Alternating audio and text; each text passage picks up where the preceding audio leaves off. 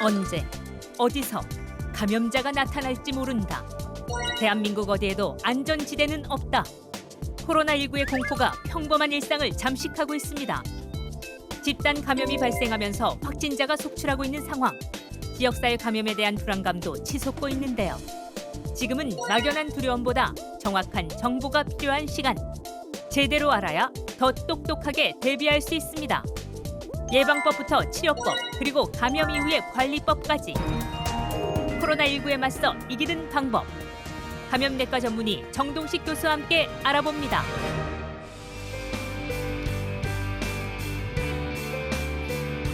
안녕하십니까. 여러분의 안방명의 공개 클리닉 웰입니다. 요즘처럼 제가 기분이 하루에도 몇 번이고 뭐 좋았다가 나빠졌다가 뭐 좋을 중도 아니고 이런 경우는 처음인 것 같습니다. 뭐라고요? 남성 갱년기 아니라고. 거의 왜 이러십니까? 제가 자 지난번 방송 못 보셨습니까? 제가 공클러들 중에서 호르몬 1등이었는데 염종석 의원을 제치고 여성 호르몬? 남성 호르몬. 여튼 제가 이렇게 제 마음을 울렸다 웃겼다를 반복하는 건 바로 코로나19 때문입니다. 몇 달째 정말 그 전방에서 열심히 싸우고 있는 우리 의료진 그리고 관계자들 보면 마음이 좀 참 짠하다가도 또 어떤 분들은 본인이 확진자인데 자기 동생 속이고 막 외출하시는 분도 계시고 그런 기사 보면 또 화가 막 나다가 또 어떤 때는 봉사천사, 기부천사의 마음을 보면은 좀 훈훈하기도 하고 그죠. 자, 이렇게 좀 저 같은 분들 많이 계실 거라고 생각이 듭니다. 자, 코로나19 때문에 몸도 마음도 경기도 위축된 이 상황에서 하루라도 빨리 벗어나기 위해서 저희 공개 클리닉 웰이 특별한 시간을 준비를 해봤습니다. 공공의 적 코로나19와 싸워서 이길 방법을 알려줄 오늘의 명의를 모셨습니다. 정동식 교수님 어서 오십시오. 반갑습니다. 어서 오세요. 사실 지금 이 시기에 그 어디에서도 소비하기 가장 힘든 분들 중에 한 분이십니다. 네. 오늘 나와주셔서 너무 감사드립니다. 봐보실 텐데 네, 저희 얼른 녹화 끝내고 보내드리도록 하겠습니다.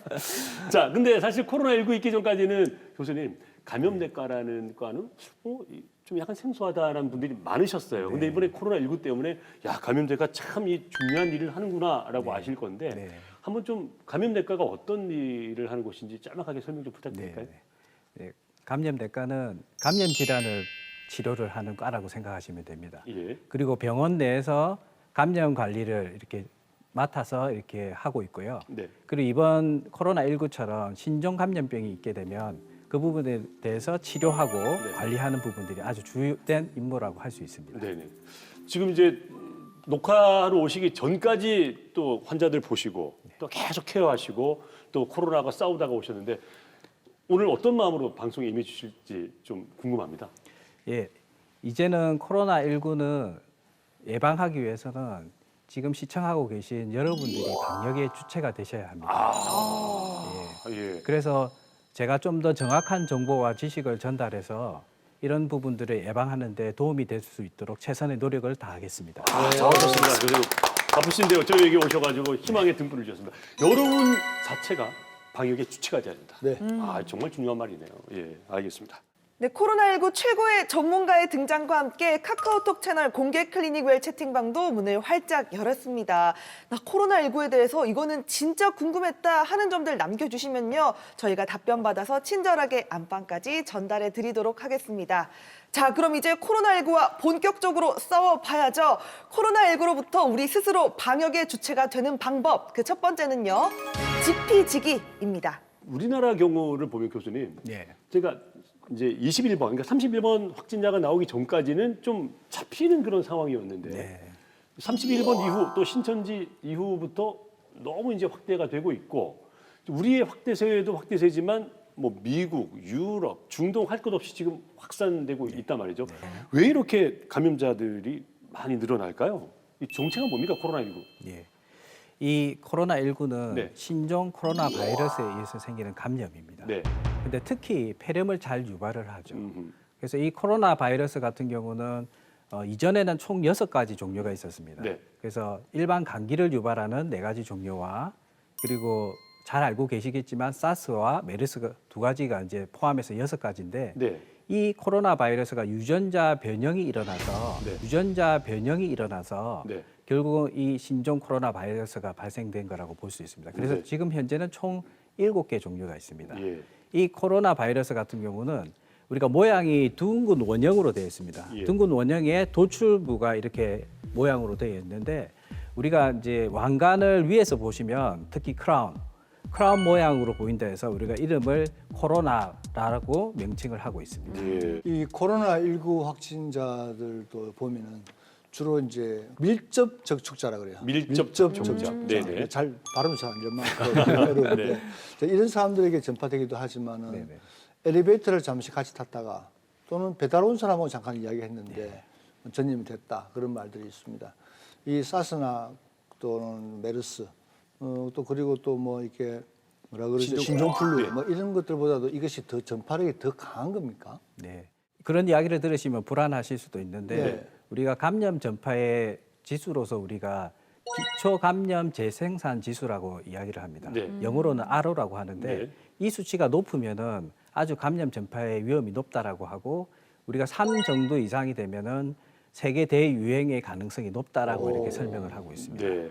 그런데 사스의 경우는 우리가 이 감염 지수가 전파 지수가 3에서 4 정도로 아주 높은 수치가 되죠. 예. 메르스 같은 경우는 보통 0.3에서 0.8 정도로 낮다라고 봅니다. 네. 근데 우리나라 2015년 메르스 같은 경우는 4 정도로 좀 높게 많이 나왔고요. 높았네요. 그때는 네. 원내 감염으로 인해서 높게 예. 나왔습니다. 그런데 이제 코로나19 같은 경우는 초기에 WHO에서는 우리가 1.4에서 2.5 정도로 좀 낮게 예측을 했는데 네. 지금 현재는 3.28로 아주 높게 어? 예상을 하고 있습니다. 네. 근데 우리 대구의 신천지 교회 같은 경우는 거의 7에서 10 정도로 보고를 하고 있기 때문에 예. 아주 심각한 상황이라고 할 수 네, 있겠죠. 그러니까 아로라는 게 내나 그 말씀하시는 게 한 사람이 확진이 됐을 때 몇 명에게 옮기느냐. 그만 3이면은 3명에게 옮길 수 있다 이 말씀이죠? 네, 맞습니다. 기초 감염 재생산 지수라는 거는 감염된 한 분이 과연 몇 명에게 전파를 하느냐. 그래서 네. 4면은 이 한 명이 4명한테 전파를 할 수 있다는 네. 거죠. 네. 와. 그럼 저희가 지금 이렇게 스튜디오 안에서 다 네. 이야기를 나누고 있잖아요. 네. 그럼 저희 중에서 한 명만 감염이 돼도 네. 모두에게 전염이 될 수 있다. 뭐 이런 말인 거네요. 그렇죠. 3명, 3분 내지 그쪽 3분 내지 네. 네 요 명. 3명. 진짜 무서운 것 같은데. 지정학적 위치를 보면 제가 그래도 좀 안전하네요. 아니 참 이렇게 전파성이 높다는 그 자체도 너무 무섭지만요. 감염자가 늘어날수록 사망자도 많아진다는 뜻이잖아요. 그렇다면 이렇게 감염자가 많아지면 위험성은 얼마나 높아지는 건지도 궁금합니다. 네. 전파력에 대해서 하나 더 중요한 부분은 감염이 되면 얼마나 사망하느냐 치사율입니다. 그래서 이전에 사스 같은 경우는 한 10% 정도. 네. 그래서 10명에 한 분 정도가 네. 사망하는 거죠. 근데 메르스 같은 경우는 우리가 이제 거의 25에서 30% 정도. 예. 그러니까 10명에서 두세 분은 사망을 굉장히 하는 거죠. 높았죠. 굉장히 네, 높았습니다. 굉장히 높습니다. 그런데 이제 이 코로나19 같은 경우는 현재 중국 같은 경우는 한 3% 정도로 이야기를 하고 있고 네. 그리고 우리나라 같은 경우는 지금 0.6% 이야기를 합니다. 예. 그런데 독감 같은 경우는 우리가 치사율이 0.1%라고 하는데 네. 대개 한 수백만에서 수천만이 생기게 되면 사망자 수는 아주 높습니다. 그렇겠죠. 네. 그래서 연령이 높은 분들이라든지 네. 기저질환이 있는 분 같은 경우는 이 사망률이 높다는 보고가 있기 때문에 이분들은 각별히 조심하셔야 됩니다. 교수님, 근데 이제 매체를 보면 이제 그 고령자, 노약자, 기저질환 이렇게 분류를 하고 있어요. 네네. 뭐 약자까지는 알겠어요. 나이가 어리거나 임산부거나. 근데 고령은 몇 살부터가 고령이라고 지금 이 코로나19 사태의 기준이 되는지 하고 네. 코로나19에서 좀 중요한 기저질환, 가령 뭐 혈압, 당뇨 이런 것 중에 네. 어떤 것들이 더 중요한지 좀 말씀 네. 부탁드릴까요? 그 중국에서 확진자들을 연구해 보니까 결국 이 폐렴이 아주 치사율을 높이는 요소가 되는데 한 80%가 60세 이상에서 생깁니다. 한 80%가 60세 이상에서 생긴다고 합니다. 네. 그래서 60세 이상의 분들 연령층에는 아주 주의를 하셔야 되고 예. 기저질환을 이야기하면은 우리가 이제 심질환이라든지 또는 만성 폐질환이라든지 네. 그리고 당뇨, 고혈압 그리고 면역 억제 치료를 받는 분이라든지 네. 이런 분들이 아주 위험한 군에 속할 수 있다고 이야기할 수 있겠습니다. 네. 코로나19 이 전문가들은 비말 감염이라고 얘기를 하던데요. 네. 뭐 흔히 말해서 뭐 침방울을 통해서 감염이 되고 최고의 예방법은 손 씻기라고 이렇게 얘기를 하는데 아니 아무리 생각해도 조금 이해가 안 가는 게 아니 침방울로 감염이 되는데 왜 손 씻기하고 이게 관련이 있는지 참 궁금한데요. 비말 감염이랑 손 씻는 게 무슨 연관이 있는 건가요? 정말 좋은 질문을 하신 것 같습니다. 네. 우리가 이제 일반적으로 감염 전파를 할 때 두 가지 방법을 이야기를 많이 하는데 방금 언급하신 비말 감염이 첫 번째 방법입니다. 예. 그래서 우리가 기침이나 재채기를 하게 되면 침방울이 이렇게 코나 입을 통해서 분출이 되잖아요. 예. 네. 그러면 그 침방울 안에 바이러스가 많이 포함이 되어 있습니다. 그런데 그 크기가 5 마이크로미터 이상 정도 되는 크기인데 네. 그 정도의 크기는 대개는 분출이 되면 1m 내지는 2m 가다가 떨어지게 됩니다. 예. 그러면 우리 그 2m 안에 있는 경우에 다른 사람이 있으면 코나 입 쪽에 점막에 붙어가지고 침투해서 감염을 유발할 수 있습니다. 예. 그래서 2m 좀 벗어나 있으면 좀 안전할 수 있을 거고요. 그리고 2m 안이라도 우리가 마스크를 쓰게 되면 그런 부분에서 예방을 할 수 있는데 도움이 되겠죠. 네. 그래서 중요한 게 결국은 코하고 입의 점막, 우리 눈도 포함될 수 있겠고요. 네. 그 점막을 통해서 침투한다는 게 아주 중요합니다. 그런데 이제 아까 말씀하신 손 씻기 이야기한 부분이 결국 피부잖아요. 피부에는 바이러스가 묻었더라도 피부를 뚫고 침투를 하지는 못합니다. 네.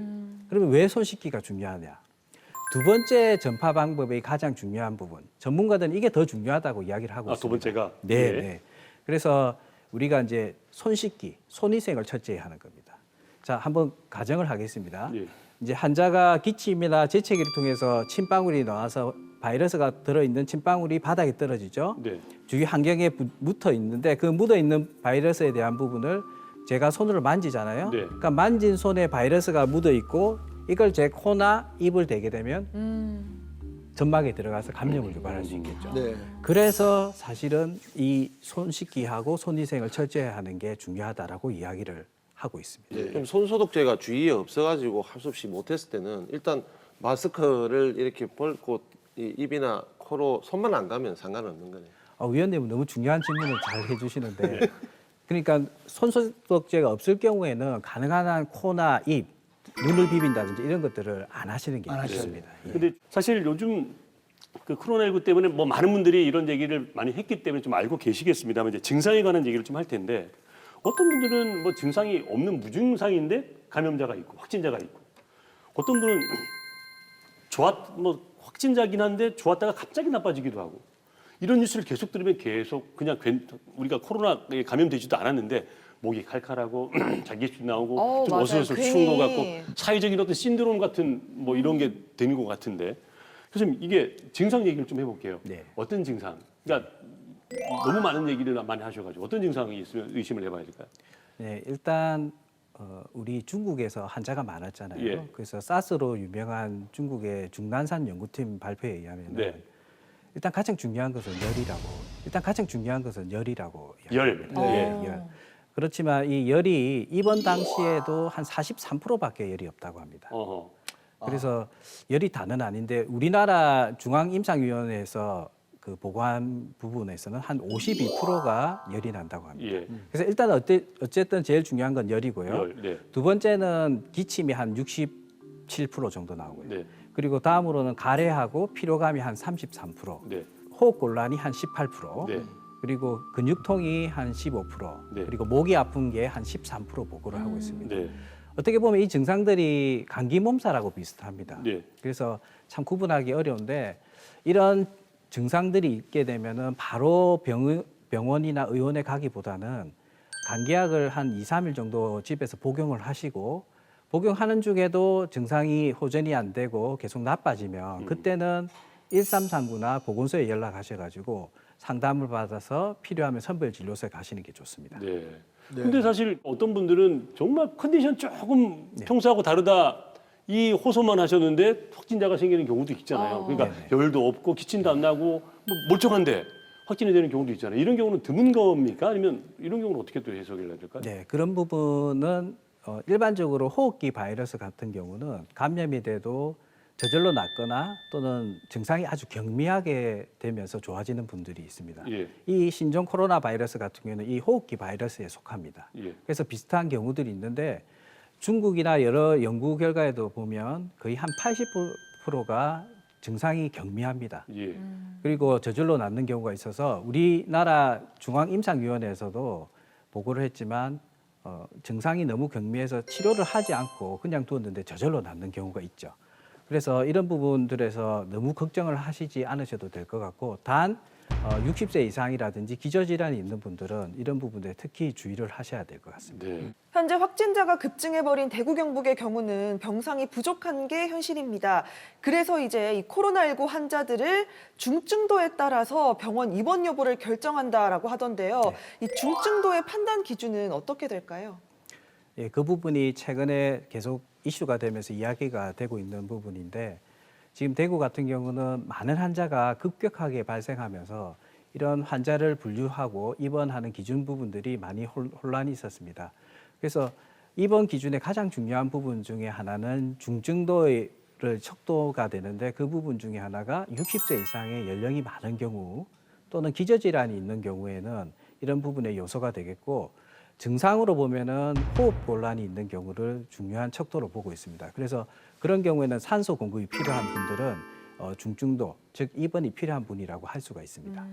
참 안타까운 일이지만은 저희 확진을 받고도 입원을 못 해가지고 기다리다가 맞습니다.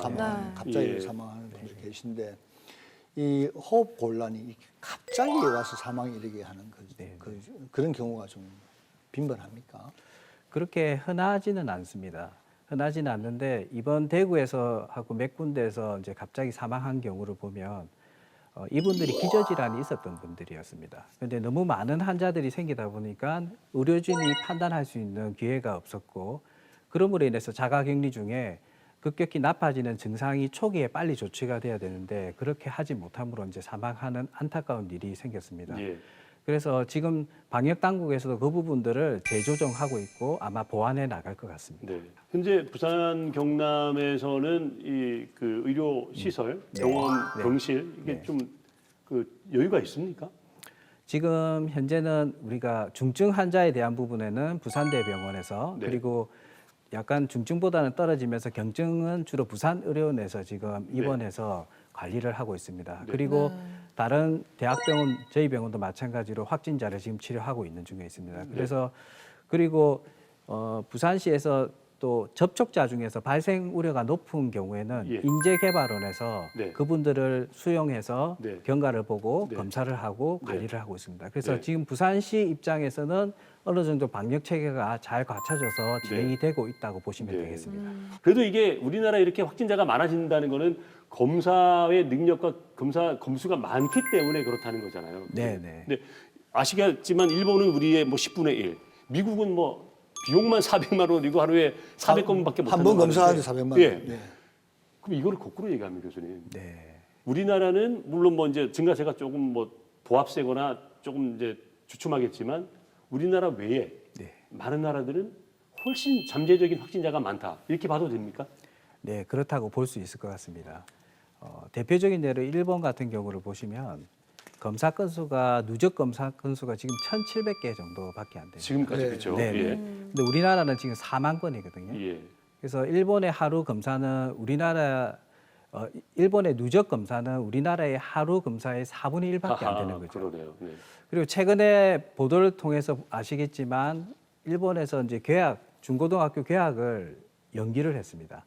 그 말은 결국은 많은 환자가 발생되고 있다는 걸 추정을 할 수가 있습니다. 예. 그래서 전문가들은 일본의 경우에는 거의 1만 명 정도가 감염자가 있지 않겠냐고 추정을 하는 이야기도 하고 있습니다. 예. 일단 이렇게 지금 남극을 제외하고는 세계 6대주에 모두 이 코로나가 좀 감염돼 있지 않습니까? 예. 특히 뭐 한국, 이탈리아뿐만 아니라 일본 또 이란 또 포르투갈 모두가 다 지금 앓고 있는데 검사가 아까 말씀하신 것처럼 조금 더 많이 시행되게 되면은 이게 더 환자가 많이 나올 것이고 그러면 세계적인 대유행, 즉 엔데믹이 어떻게 좀 가능성이 있어 보이는데 교수님 생각은 어떻습니까? 네, 코로나19 바이러스 같은 경우는 전파력이 너무 높습니다. 전파력이 너무 높습니다. 거기에 한 가지 더 이 증상이 없거나 또는 아주 경한 증상에서 바이러스가 아주 높은 수치로 배출이 됩니다. 예. 그렇기 때문에 저희 전문가들은 초기에도 이게 지역사회 감염을 막기 위해서 총력을 다하지만 참 쉽지 않겠다라고 예측은 하고는 있었습니다. 예. 그래서 이런 부분들에서 사실 미국 같은 경우는 1월 달에 벌써 예측을 하고 치료제라든지 백신 부분을 대비를 하고 있었습니다. 예. 그리고 지난 2월 27일 금요일 날에 WHO에서도 이 부분에서 인지를 하고 세계 대유행의 가능성을 경고를 시작을 했습니다. 예. 이제는 대유행이 시작되었다고 보시면 되겠습니다. 그래서 중국, 우리나라, 일본뿐만이 아니라 유럽에는 이탈리아, 그리고 중동에는 이란을 중심으로 해서 환자 발생이 급격히 늘어나고 있어서 아마 올 한 해는 대유행의 시기를 거치게 될 것 같습니다.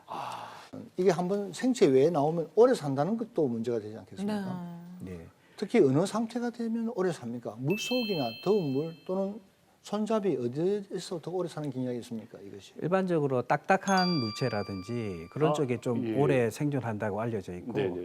그리고 기온이 좀 낮거나 건조한 경우에 바이러스가 오래 생존한다라고 이야기를 하고 있고 중국 연구에서 보면은 20도씨에 40에서 50% 습도에서는 공기 중에 아주 밀폐된 공기 중에는 한 7일, 5일에서 7일까지 오. 생존한다는 보고도 있습니다.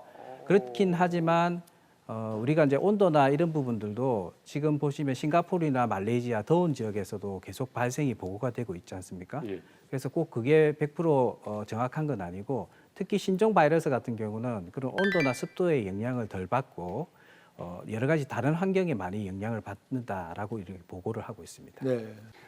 여러분들이 지금 생각하고 있는 여러 가지 엉터리 속설들, 불안과 공포 조장하는 가짜 정보들 지금부터 싹 지워드리도록 하겠습니다. 자, 이름하여 코로나19에 대한 진실과 오해, OX 퀴즈! 첫 번째 문제입니다. 여러분도 풀어보십시오.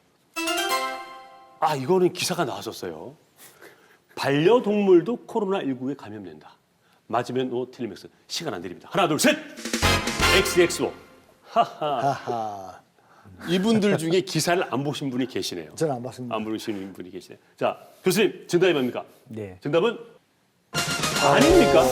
세모. 세모입니까? 세모입니다. 왜 그렇습니까? 최근에 이제 홍콩에서 예. 확진 환자의 반려견의 그 대소변에서 예, 채취를 해서 검사를 했는데 바이러스가 검출이 됐습니다. 했잖아요. 예. 그래서 이제 이게 과연 반려견이 감염이 됐느냐라는 부분은 여러 환경에 묻어서 그런 거 아니냐라는 아하. 이제 이야기를 하는 사람도 있고 아직 명확하지는 않습니다. 그래서 네. 일반적으로는 동물에 대해서 감염이 될 가능성이 많이 없다라고 이야기를 하고는 있고요. 네. 그래서 추후에 이런 부분은 더 이제 연구 결과들이 발표를 봐야 되겠지만 지금 현재로는 가능성은 높지는 않지만 아니라고 단정은 할 수는 없는 것 같습니다. 두 번째. 악수만 해도 코로나19에 감염된다. 악수만 해도 감염된다. 요즘 악수하는 문화가 없어요. 요즘 이걸 하더라고요. 이렇게. 마지막으로 드리면서 하나, 둘, 셋. O, X, X. 야, 오늘 다 안 갈리네요. 넘어갑니다. 악수하는데 안 갈린다고. 예를 들어 제가 코로나19 코와 맞으면 감염자인데 되지요. 예? 코와 코, 입, 맞으면 되지. 눈으로 안 가면 된다고. 악수는 악수만 하고 손 씻으면 된다. 교수님, 예. 원래 생각했었던 답을 드셔야 됩니다. 네네. 정답은 X. 악수만으로는 괜찮습니까? 네, 조금 부연 설명을 해야 될 것 예. 같은데 네. 우리 아까 제 이야기를 잘 들으신 것 같습니다. 네. 그래서 사실 악수를 할 경우는 피부가 접촉되는 거잖아요. 네. 그래서 피부에 바이러스가 묻어 있는다고 해서 전파되는 건 아니죠. 네. 그런데 이 묻어 있는 손을 코, 입을 만지게 되면 네. 전파가 됩니다. 네. 그래서 악수만 하는 경우로 전파는 되지는 않습니다. 네. 네. 네. 세 번째 문제. 증상이 없어도 신종 코로나 바이러스를 퍼뜨릴 수 있다. 이건 상당히 좀 애매할 수가 있다, 그죠?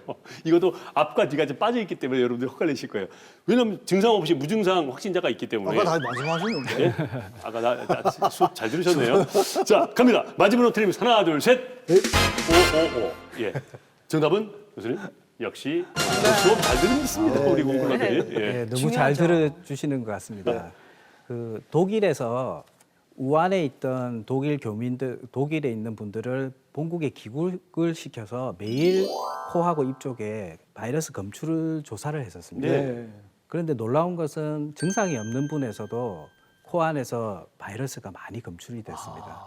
그 말은 우리가 증상은 없어도 손으로 코나 입을 만지면서 묻어서 전파를 시킬 수 있다는 부분이 되겠죠. 그래서 이런 부분들이 중국에서도 계속 보고가 되기 때문에 증상이 없는 경우에도 전파를 시킬 수 있다라고 지금 이야기가 많이 되고 있습니다. 아, 네.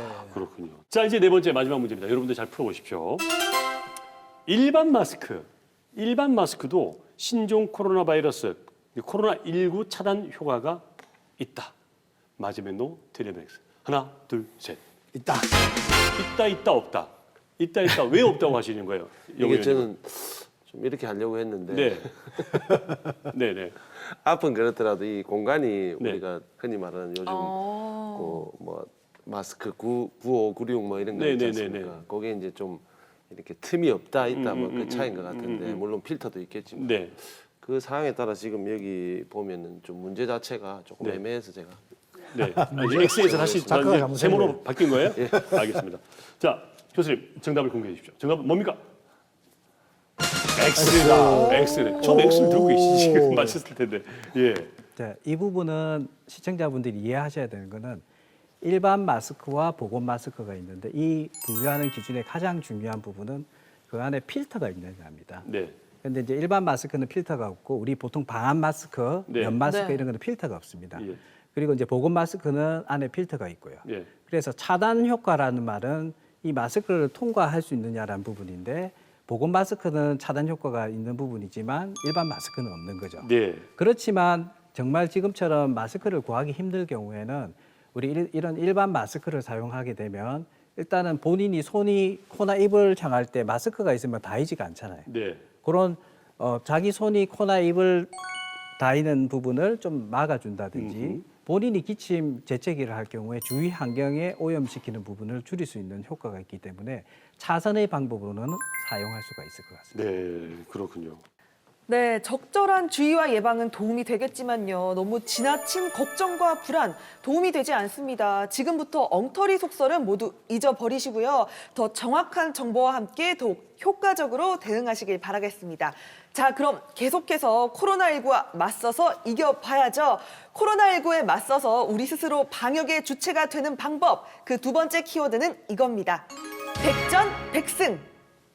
저는 그때 신종플루 한참 유행할 때 걸렸더라고요. 네. 열이 너무 나가지고 병원에 갔더니 약을 주는데 타미플루를 줘가지고 네. 나 신종플루구나 하고 그 하나 먹고 저 나왔거든요. 네. 근데 그때 신종플루 같은 경우는 뭐 이제 약이 있으니까 치료제가 있으니까 마음을 놨는데 이제 지금 코로나19는 그렇지 않잖아요. 네. 언론 보도 보면 뭐 에이즈 치료제가 뭐 듣는다 하더라 뭐 이런 여러 가지가 있던데 치료는 어떻게 합니까? 감염의 심한 정도에 따라서 치료가 달라지는데 일반적으로 제일 많이 하고 있는 방법은 대증요법입니다. 대증요법이라고 하면 우리가 고열이 나게 되면 열을 좀 떨어뜨려주고 그리고 기침을 하게 되면 기침을 좀 줄여주고요. 그리고 수액 공급을 통해서 수분을 공급하는 이런 치료들을 보조적으로 하는데 근데 경증인 경우에는 이런 치료가 상당히 도움이 됩니다. 네. 그런데 이제 우리가 중증이라 하면 폐렴으로 이행되는 경우 같은 경우는 추가적인 치료가 필요한데 현재는 이 코로나19에 대한 특이적인 항바이러스 제제는 없는 상태입니다. 예. 그렇지만 너무 걱정은 하지 마십시오. 예. 왜냐하면은 예. 지금 다른 질환에 치료하고 있는 항바이러스제를 사용해서 이 약들을 사용하면 도움을 받을 수가 있습니다. 예. 그래서 대표적으로는 우리가 에이즈 치료제로 사용하고 있는 칼레트라가 있고요. 네. 지금 지금 저희 병원 확진 환자도 이 칼레트라 쓰고는 12시간 만에 증상이 많이 좋아졌습니다. 아, 그렇습니까? 그래서 너무 중증이라도 불안하실 필요는 없을 것 같습니다. 네네. 그리고 최근에 우리 또 말라리아 치료제로 클로로킨을 또 사용하기도 하고요. 네. 그리고 지금 에볼라 치료제라 해서 예. 렘데시비르 예. 그리고 독감 신종플루 치료제를 아비간이라고 있는데 예. 그 약을 또 사용하고 그리고 우리 C형 간염 치료제가 있습니다. 네. 그래서 인터페론이라든지 리바비린 이런 약제들을 사용을 할 수가 있습니다. 그래서 현재 가용한 치료제가 보조적으로는 있기 때문에 너무 걱정은 안 하셔도 되지 않을까 싶습니다. 네. 네. 앞서 얘기 잠시 했지만은 한국의 검사 능력이 아주 독보적이지 않습니까? 그렇죠. 네. 예. 한국도 백신과 치료제 개발에 이제 개발을 시작했다고 발표를 했었는데요. 네. 우리나라가 전 세계 어느 나라보다도 먼저 좀 개발을 했으면 좋겠는데 진짜 예. 이 개발에 나선 이 백신 치료제 어디까지 지금 진행됐다고 볼 수 있습니까? 지금 우리나라와 여러 이제 해외에서도 연구소에서 이 백신 개발을 벌써 시작을 했습니다. 네. 그래서 우리나라 같은 경우는 이런 백신 효과를 나타내기 위해서는 면역원성을 물질을 찾아야 됩니다. 네. 그래서 우리가 후보 물질을 찾아야 되는데, 근데 이 후보 물질을 찾더라도 결국은 동물 실험을 해야 되고 포유류 동물 여러 단계의 동물 실험을 해서 효과와 안정성을 입증을 해야 되고 네. 그게 끝나더라도 사람에 대해서 1상, 2상, 3상 연구가 진행이 돼야 그렇죠. 됩니다. 네. 그래서 거의 10년 정도를 예측을 하고 10년? 있습니다. 10년 이상. 네. 그래서 어떻게 보면 지금 코로나19에 대한 방역을 위해서 지금 백신을 개발한다기보다는 향후에 미래에 발생할 부분에 대해서 네, 네. 백신을 개발을 해야 되겠죠. 네. 그렇군요. 예. 참 이 중국과 일본에 이어서 이제는 우리나라에서도 코로나19를 치료받고 퇴원한 환자가 다시 양성 판정을 받는 경우가 생겼습니다. 이 경우는요, 원래 있던 바이러스가 독하게 살아남았다가 다시 재발을 한 건지 아니면 새로운 사람에게 새롭게 감염이 된 건지 이게 참 궁금한데요. 네. 우리가 퇴원 전에 다시 검사를 해서 음성이 되면 이제 완치 판정을 하고 격리를 해제하게 되는데 지금 그런 경우는 추정을 하는 건 두 가지로 좀 추정을 하고 있습니다. 네. 검사 당시에 검사에 검출이 되지 않을 정도로 미량의 바이러스가 남아 있다가 나중에 이 바이러스가 다시 증식하면서 재감염이 일어나는 거죠. 그러니까 재발이 되는 겁니다. 재발이 되는 거고, 두 번째는 이 신종 코로나 바이러스 같은 경우는 항체 생성이 아주 느리다고 이야기하고 있습니다. 네. 일반적인 바이러스 감염이면 보통 2주에서 4주 내에 항체가 형성이 되기 때문에 네. 동일한 바이러스에서 감염이 되지 않는다고 이야기를 하는데 네. 이거는 4주 이상의 늦게 항체가 형성이 되면 다시 바이러스에 노출되면 감염이 될 수 있겠죠. 네. 그래서 두 가지로 설명을 하고 있습니다. 아, 그렇군요. 자, 근데 이제 코로나19 확진자 중에서 이제 아까 말씀드린 대로 경증일 경우에는 자가격리를 하면서 집에서 이제 약을 드시고 막 하잖아요. 그럼에도 불구하고 본인은 정말 불안할 텐데 그 의료진이 뭐 전화로 체크도 한다고 합니다. 네. 자, 집에서 몸을 좀 건강하게 잘 관리할 수 있는 방법은 뭘까요? 네, 일단 자가격리하시는 네. 분들은 외출을 삼가하셔야 됩니다. 일단 네. 예. 그래서 꼭 진료를 본다든지 외출을 해야 되는 경우에는 관할 보건소에 연락을 하셔가지고 네. 주의점이라든지 여러 가지 조치를 받으셔야 됩니다. 음흠. 그리고 독립동 공간에서 혼자 생활해야 되고 방문은 닫은 채 창문은 자주 환기를 하셔야 됩니다. 예. 식사는 혼자 하셔야 되고 혼자 사용할 수 있는 화장실과 세면대가 있어야 되겠죠. 예. 그리고 특히 이제 가족하고 접촉할 수 있는 네. 경우들이 많을 수 있는데 네. 가능한 한 얼굴을 맞대고 대화를 하시면 안 되고 마스크를 쓰고 2m 간격을 아하. 이제 2m가 왜 그런지 아, 아시겠죠? 이게 아까 예, 예. 말씀하셨으니까. 예. 거리를 두셔야 되고 또 개인 물품은 따로 사용하셔야 됩니다. 네. 그리고 당연히 세탁도 따로 해야 되겠죠. 네. 그리고 건강한 수칙으로는 우리가 손 씻기를 잘 하시고 그리고 기침이 날 경우에는 마스크를 좀 쓰셔야 돼요. 네. 그리고 마스크가 바로 옆에 없을 때는 휴지라든지 옷소매에다가 해서 주위 환경에 오염이 안 되도록 이렇게 해주시는 게 좋습니다. 근데 꼭 기억하셔야 될 거. 네. 격리에 협조하지 않을 경우에는 형사고발을 통해서 벌칙으로 이야. 벌금 300만 원을 물 수가 있답니다. 네. 예, 그만큼 이제 이 전염성이 강하기 때문에 네, 좀 당부를 하는 것이기도 하고 네. 좀 제재를 하는 것이겠죠. 예, 그렇군요. 저는 요즘 휴대문자에 아, 삑삑. 예, 삑 소리만 나도 가슴이 덜컥합니다. 맞아요. 예. 혹시나 또 우리 동네는 아니까 네. 뭐 어느 동네에서 또 환자가 발생했으니까 또 그 환자가 어떻게 동선이 이렇게 이루어졌는지 또 문자로 알려주지 않습니까? 네. 그에 대해서 이제 그쪽은 좀 안 가야 되겠다 하면서 좀 조심스럽게 생각을 하는데 이렇게 확진자가 다녀간 장소들은 뭐 소독을 하지 않습니까? 네. 소독을 하면 찾아가도 안전한 겁니까? 네, 이 문자를 받으시면서 많은 분들이 걱정을 많이 하시는데 이 문자를 방역 당국에서 이렇게 그 지역에 해당되는 시민들한테 보내는 이유는 가장 첫 번째 중요한 거는 그 동선에 본인이 그 시간대에 노출이 됐냐를 확인하시는 게 중요합니다. 그렇죠. 그래서 만약에 본인이 그 시간대에 노출이 된 게 확인이 되면 관할 보건소에 연락을 하셔가지고 적절한 조치를 받으셔야 될 겁니다. 그래서 그게 가장 중요한 이유고 음흠. 이곳에 겹치지는 않더라도 그쪽에 확진 환자가 거쳤던 곳은 소독을 하게 됩니다. 그래서 네. 일반적으로 소독을 하면 4시간에서 6시간 이후에는 가도 상관이 없다라고 이야기를 하는데 큰 문제는 없습니다. 네. 그래서 저도 저희 집 근처에 물건을 살 일이 있어가지고 마스크를 하고 그쪽에 갔는데 사람이 아무도 없는 겁니다. 네. 네. 아. 그래서 이런 정도의 너무 불안감은 안 가져셔도 될 것 같고 갈 때 마스크를 쓰고 또 어디 만졌다면 손 씻기라든지 손위생을 철저히 한다면 네. 과도한 불안은 좀 내려놓으시고 할 수 있는 한의 어떤 주의 활동들은 어느 정도 하셔도 큰 문제가 없겠습니다. 네. 그 클린존이라고 하더라고요. 이제 그 확진자가 다녀간 곳인데 소독을 다 하고 부산시에서 제 1호 클린존, 뭐 2호 클린존에서 이렇게 그 명시를 한다 하더라고요. 그래서 뭐 식사도 같이 하시고 하시더라고요. 아니 예. 그러니까 소독한 곳이 더 깨끗할 거 아닙니까? 그렇죠. 오히려. 아유, 그래도 참 다행인 건요. 이렇게 코로나19 때문에 입원을 했던 분들이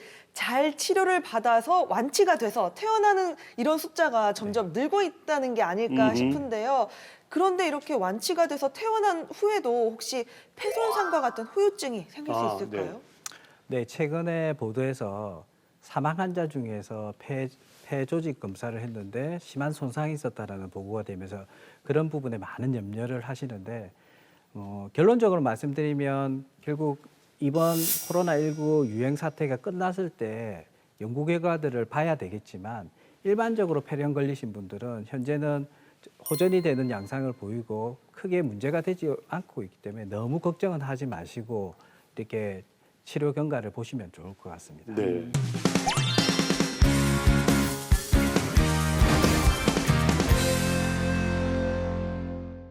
무엇보다 공클의 황금 처방전이 생긴 이후 최고의 궁금한 황금 처방전이 지금 여기에 담겨져 있습니다. 여러분들 정말 궁금하시죠? 네, 네. 정말 궁금할 겁니다. 뭘까요? 아마 근데 저희 셋 다 공통되지 않을까 싶은 뭐요? 게 뭐 손소독제, 그렇죠. 마스크. 뭐 마스크 뭐 설마 그걸 갖고 왔겠습니까? 그러니까 저희 저도 공개 그렇게 생각해요. 클리닉 웰이에요. 저희 프로그램. 너무 뻔한 거라서.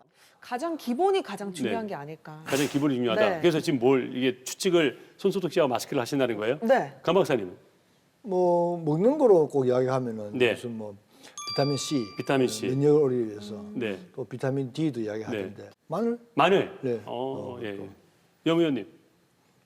저는 손소독제 마스크는 너무 뻔한 것 같고 예. 뭐 비슷한 건데 네. 그 비누 말고 그 우리 손을 씻을 때 세정제. 쓰는 세정제 있지 네네. 않습니까? 네. 그게 뭐 이렇게 널리 퍼지지 않았기 때문에 네, 네, 그거를 네.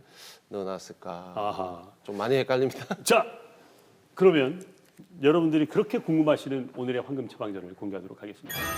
놀라지 마십시오. 안 놀라면 놀랍니다. 공개합니다. 공개합니다. 생각했던 거하고 같아서 놀랐죠. 생각했던 거하고 같아서 놀라는 거잖아요. 마스크하고 지금 네. 손 소독제를 갖고 오셨죠. 네. 이건 뭐 갖고 오신 이유는 저희가 묻지는 않겠습니다. 네. 네, 이것이 가장 중요한데, 자 그렇다면 저희가 오늘 왜 황금 처방전으로 마스크와 손 소독제를 가져왔느냐? 지금부터 잘 들으셔야 돼요. 에이 하지 마시고요. 마스크를 어떻게 쓰고 또 어떤 마스크 정도가 예방을 잘할 수 있는지 이거 마스크 사용법에 대해서 좀 교수님 설명을 좀 부탁드리겠습니다. 네. 먼저 마스크를 보시면 마스크 앞과 뒤가 어딘지를 또 위하고 아래가 어딘지를 구분하셔야 되는데 만져보시면 딱딱한 철심이 들어간 부위가 네. 이제 위쪽입니다. 네네. 위쪽이고 우리가 비가 내려오면 쓸려 내려가듯이 아하. 보시면은 이 물결 부분에서 아래쪽으로 향하게 하는 게 앞쪽이 네, 됩니다. 그렇죠. 네. 네. 앞쪽으로 되게 되고 이 마스크를 쓰기 전에 그리고 벗을 때 항상 중요한 거 첫 번째 손 씻기를 하는 겁니다. 아, 손 씻기. 그래서 네. 저 손 세정제나 비누로 손을 씻고 나서 네. 이 마스크를 착용을 하게 되는데 네. 이 마스크 앞면은 오염이 됐다고 생각하셔야 됩니다. 아하. 그래서 혹시라도 실수로 앞면을 만지게 되면 네. 손 세정제나 여러 가지 비누로 손 씻기를 하셔야 됩니다. 네. 그래서 그러면은 어떻게 해야 되느냐? 이게 끈이 있는 경우는 끈을 잡고 이렇게 돼야 되죠. 지금 다 같이 한번 해봅시다. 본인의 마스크를 가지고 누가 잘 썼는지도 한번 확인해봐야 되니까. 자, 그렇게 하고 그 다음에 하셔야 될 거는 예. 본인 마스크하고 피부가 얼굴이 밀착이 되게 해야 되는데 제일 중요한 부분은 코 윗부분입니다. 예. 코 윗부분. 이 부위를 본인의 코에 맞춰서 꾹꾹 눌러서 새지 않게 이렇게 해주시면 됩니다. 그렇게 해야 됩니까? 네. 이렇게. 예. 그리고 항상 바깥쪽이나 끈을 만지지 앞쪽은 만지지 않으셔야 됩니다. 예. 자, 이렇게 해서 후후 해보시면 예. 편안합니다. 잘 예, 썼습니까, 교수님? 자, 벗을 때도 예. 앞쪽을 만지시면 안 되고 끈을 잡고 이렇게 벗어야 되겠죠. 예. 그리고 반드시 벗고 나서면 그 다음에 손을 예. 씻으셔야 돼요. 교수님 지금 보시기에 4명 중에 누가 지금 마스크를 제일 잘 썼습니까? 우리 강 원장님이 제일 잘 썼어요. 아무래도 뭐 전 늘 쓰고 아 있으니까 근데 박사님 얼굴이 맞는 잘 안 맞아요. 잘 얼굴이 커가지고. 그러니까 지금 이제 코 부분도 잘 눌러줘야 되고 이 이제 볼과 이 마스크가 닿는 이 부분도 좀 틈이 없도록 네. 잘 해야 된다. 그리고 만지기 전에는 항상 손을 씻고 이 그렇죠. 겉은 오염이 됐다고 생각하시면 되네요. 예, 한번 만졌을 경우는 손으로 깨끗이 씻어 주셔야 되고 예. 하나 더 이야기 드리면 네. 마스크 쓰시는 어르신들이 특히 답답하시다고 예. 이렇게 코를 이렇게 내는 경우가 있습니다. 그런 분들 계시더라고요. 자, 그럼 오늘 제가 말씀드렸듯이 네. 코 점막도 중요하죠. 네. 네. 그래서 꼭 코하고 입을 덮으셔야 됩니다. 네. 아. 예. 근데 저 오늘 교수님께 마스크 착용법 하면서 좀 느낀 게 우리가 이제 이 마스크가 생활 이제 필수품이 됐잖아요 어느 네, 순간. 네, 네. 이제 공적인 자리에서 회의를 하게 될 때 마스크를 벗어야 될 경우가 있잖아요. 네. 그러면 이게 겉면을 가지고 툭 앞에 던져 놓으면 되게 그 사람한테 신뢰가 될 수가 있겠네요. 오염되어 있는 걸 준다는 생각이 들기 때문에. 그러면 벗었을 때는 뭐 자기 옷에 넣거나 이렇게 하면 됩니까?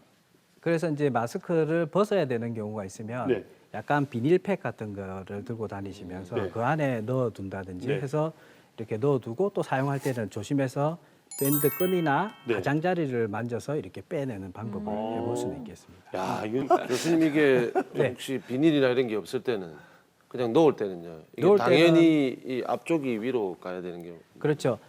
바닥에 오염이 안 되게. 네. 근데 바닥이 오염이 됐을 수도 되었는지 있잖아요. 안 됐는지를 좀 모를 경우에는 네. 이렇게 넣는 게 안전하겠죠. 아니 그 몸에 무슨 넣으면 안 쪽을 됩니까? 그냥 주머니에?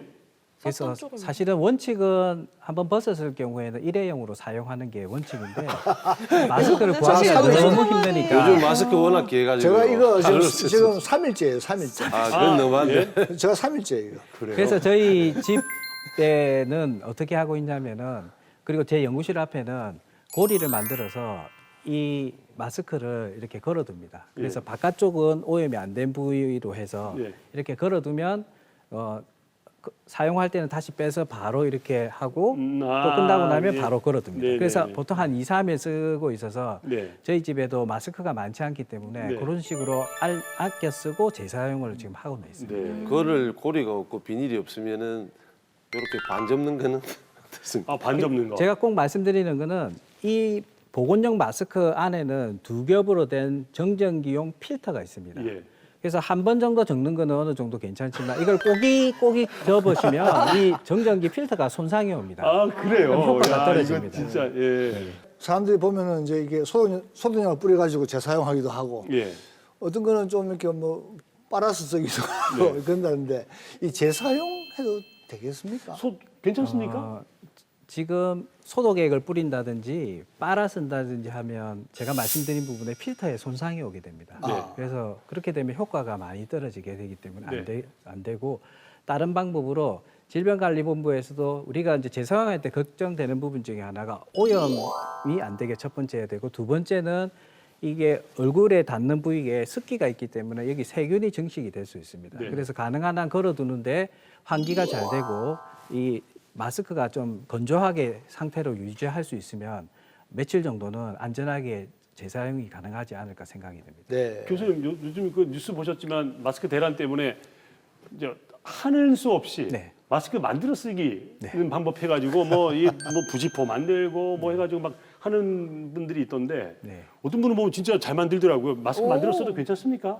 만들어 쓰는 경우는 일반 마스크가 되는 거죠. 예. 그래서 이제 혹시라도 그 일반 마스크 안쪽에 필터를 구해서 그 필터를 넣었을 경우에는 효과가 비슷하게 넣을 수가 있는데 네. 그 필터가 없다면은 차단력은 떨어질 수 있다는 걸 감안하셔야 되고 네. 이전에 말씀드렸던 것처럼 본인이 기침 재채기 할 때 좀 주위 환경에 노출되는 걸 줄여주고 네. 그리고 본인이 손을 통해서 코나 입을 만지는 것을 줄이는 효과가 있기 네. 때문에 일반 마스크는 차선책으로는 사용할 수 있을 것 같습니다. 예. 코로나19 이후에 우리나라가 참 어린이 성인 할 거 없이 네. 진짜 손 씻기가 국민 맞아. 상식이 됐는데요, 네. 진짜. 아, 좋은 일이죠. 예, 손 사이사이, 손톱, 뭐 손등 할 거 없이 전체 다 씻는 이 방법들이 영상에도 많이 나오고 한데 이 사실 이게 소독제는 어떻게 써야 되는지 잘 모르겠더라고요. 이 엘리베이터 안에 손 소독제가 있어서 그냥 짜서 그냥 하기는 하는데 손 씻기하고 비슷하게 하면 되는 건지 그걸 자세히 모르는데 손 소독제는 또 다르게 쓰는 방법이 있습니까? 손 소독제를 사용하는 경우도 비슷하다고 보시면 됩니다. 그래서 우리가 500원 동전 정도의 양을 우리 손에 짜서 우리가 먼저 손바닥, 주로 우리가 손 소독하면 손바닥만 많이 하시는데 이 손바닥 부분과 손등, 그리고 우리가 놓치기 쉬운 게 이 손가락 사이입니다. 예, 손가락 예, 예. 사이. 그래서 손가락 사이를 이렇게 항상 할 때는 사이를 넣어서 이렇게 하셔야 되고 예. 엄지 손가락과 그다음에 손톱과 손가락 사이에 공간이 있습니다. 이 부위도 이렇게 철저하게 하셔야 됩니다. 자, 한번 따라 한번 해보실까요? 네, 한번 직접 자, 저희가 해볼까요? 지금 세준이가 있으니까 한번 네네. 해보시죠. 자, 자, 이번에는 손 비누 거 아니죠? 아, 왜 그러세요? 자, 500원 동전만큼 손이 크니까 좀 많이 하셔야 되겠는데. 같이 한번 해보죠. 교수님께 한번 배워보죠. 자, 먼저 네. 손바닥을 하실 때 손가락 사이도 같이 하시면서 이렇게 네. 깍지 껴서 이렇게 하시고 예. 그다음 손등, 아, 손등. 아, 이렇게 손등을 예, 하는구나. 양쪽 예. 손등, 이거 괜찮네. 예. 예. 그리고 이 손톱 위쪽에 있습니다. 예. 이쪽을 한번 하시고 네. 그다음 엄지 손가락, 엄지. 엄지. 예. 그다음에 마지막으로는 우리 손가락하고 손톱 사이에 있는 공간을 주십니다. 그래서 사실 저도 이걸 100% 완벽하게 하지 못하는 경우가 많은데 예. 그럴 경우에는 최소한 손바닥과 손등을 할 때 깍지 사이를 철저히 하셔가지고 권장은 20초 정도 아주 길지요. 네. 이 20초 동안 손 씻기를 해주시면 돼요. 네.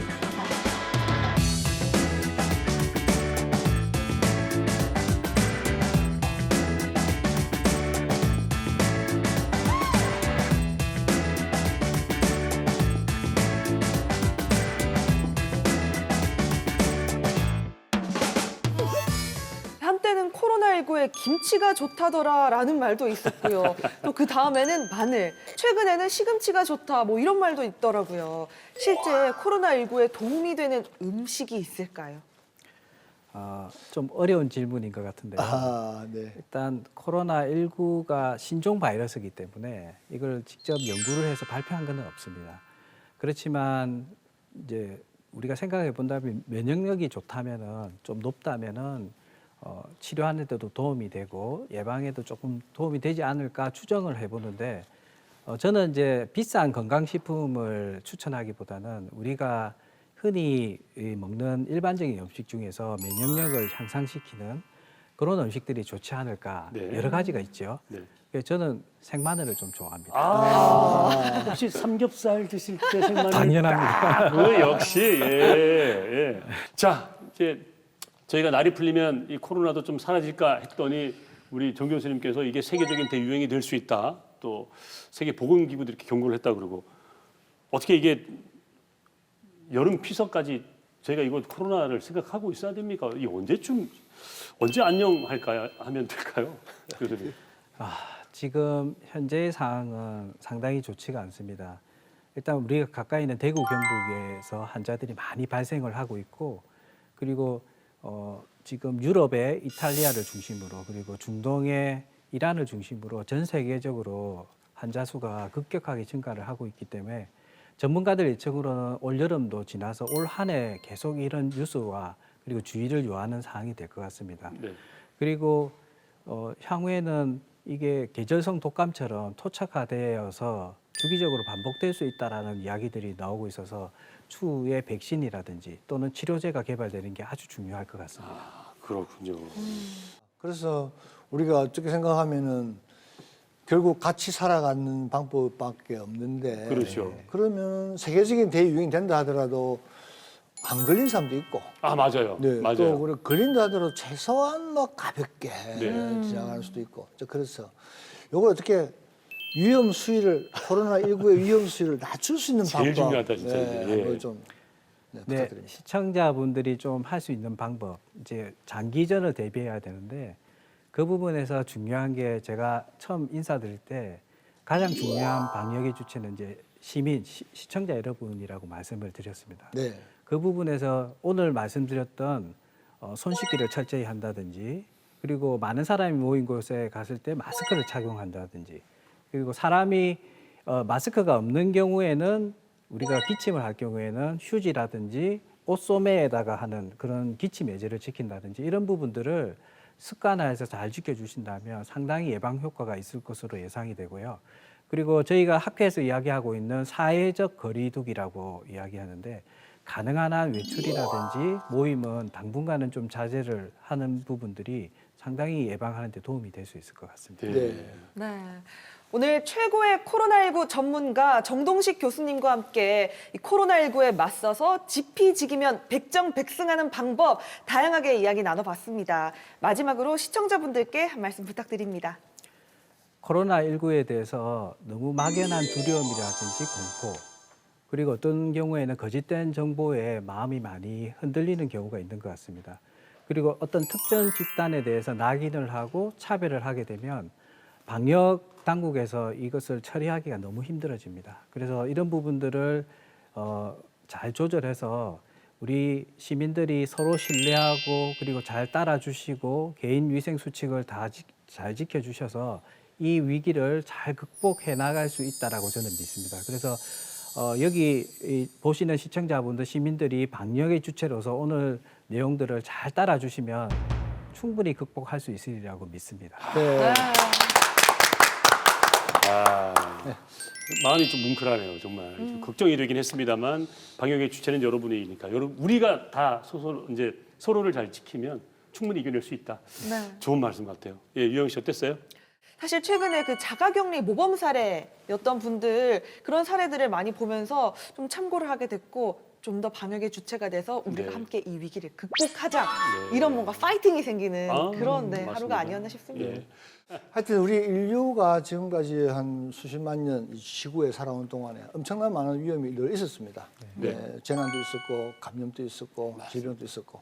그런데 그 인류에 그리고 또 협업 이런 걸 통해서 우리가 그때그때 다 이겨냈습니다. 네, 그래서 지난번 사스나 메르스 마찬가지로 지금 다 지났고 우리가 지금 위험도를 체감하지 못하고 있지 않습니까?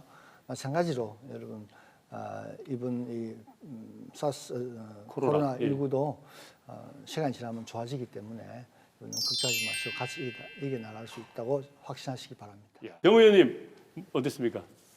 저는 뭐 이 코로나19가 생기면서 이 경제가 제일 걱정인 것 같아요. 맞습니다. 진짜. 네. 예, 저도 와이프랑 집에서 마트도 다니고 이래 하긴 하는데 사실 많이 줄었어요. 네. 지금 시기에는 와이프랑 네. 다니는 시기가 많이 줄었는데 그래도 한 번씩 가보면은 너무 이제 좀 힘겨워하시고 조심하시는 것 같은데 네. 뭐 앞서도 말씀하셨지만 교수님께서 2m 이 법이 있다 보니까 2m만 조금 지나고 야외는 좀 나와서 좀 이렇게 상권도 좀 살리고 하는 좀 건강한 사람들이 좀 자신을 가지고 좀 밖에서 상권 좀 살렸으면 하는 생각을 네. 해봤습니다. 아, 정말 네. 중요한 말씀하셨어요. 정말 아까 우리 정 교수님께서 장기전에 이젠 대비해야 될 때다. 그렇기 때문에 이제 방역의 주체는 우리일 수밖에 없다. 이런 얘기를 하셨는데 너무 두려워하실 필요 없다고 말씀하시지 않습니까? 충분히 우리는 이겨내었던 어떤 역사들도 있고요. 아까 강 박사님 말씀하신 것처럼 우리는 또 서로를 또 믿는 그런 우리 국민적 정서가 있으니까 꼭 이 위기가 잘 지나가기를 바라고 특히나 지금 녹화 오기 전까지도 우리 그 병원에서 코로나19와 싸우고 계시고 지금 녹화 마치고 또 가셔야 돼요. 가셔가지고 또 코로나와 싸워 주실 우리 정동식 오늘의 명예교수님 너무 고맙습니다. 감사합니다. 감사합니다. 감사합니다.